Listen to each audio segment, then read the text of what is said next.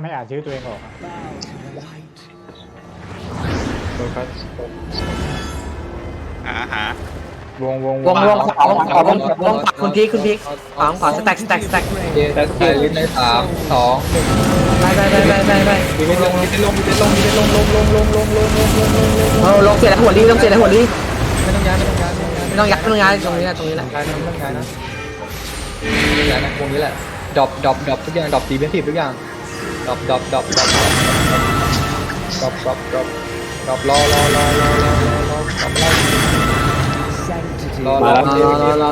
ิวใบดีเคตีลงดีกูดาเมจ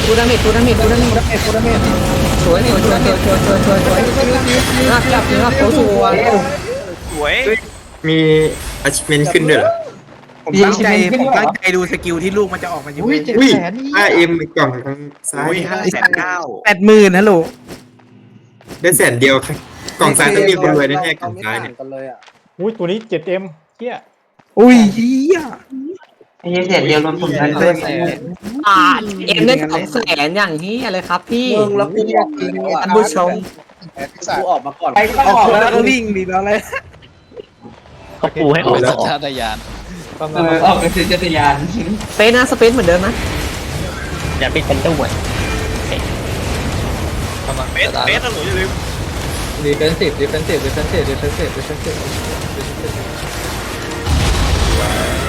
ตายเลย สวยตายแล้ว E4 เลยวะ ขอแกนหน่อย EM ครับเนี่ยอีก EM ครับเนี่ย 10M บ้านเนี่ย EM 70,000นี่เหี้ย ไม่คุ้มค่าคอเลยสัตว์ ความยุติธรรมอยู่ที่ไหน เช็คอาหารหมดฟู้ด โอเคกูเช็คลูกโลคัสหาวงไหนวะ ขวาเหมือนเดิมนะ โอเคซาเลน3 2 คิวใบดาเมจ ดูเวลาใส่ในตัวเลยว งเดิมนะ สวยดรอปออดี หัวลี่ หัวลีดรอปดีเฟนซีฟรอคิวไว้คีฟิลลิ่ง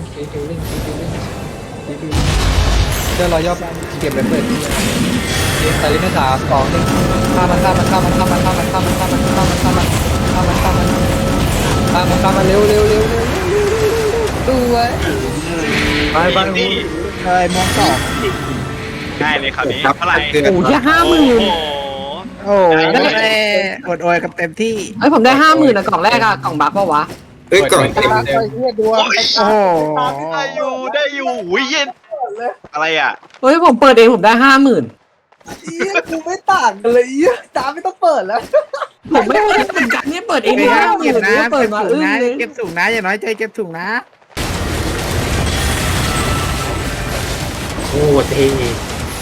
ตายแล้วดับ เต็มเลยนึกว่าแช่ออนเซ็น มาบัฟก่อนมาบั